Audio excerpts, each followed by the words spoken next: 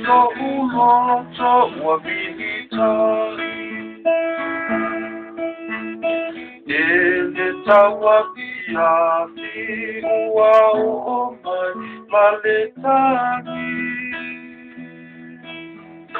Atama ima eto atasi o wa heafe.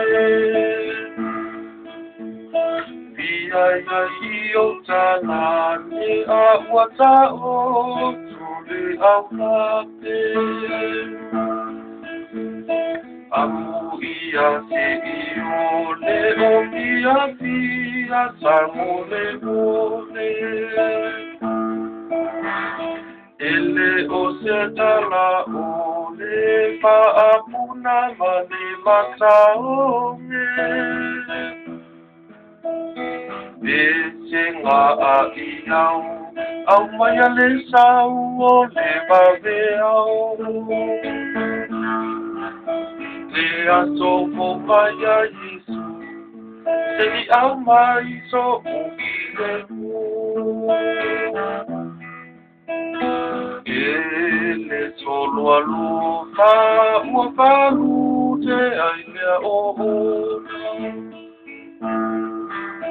Le mai o mo ma o ma asili to volota ola. Ito pau aya e ma ne pau.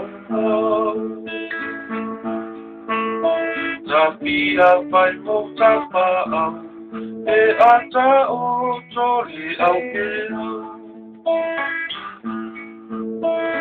Tatele tatatuli te papamu ina upele.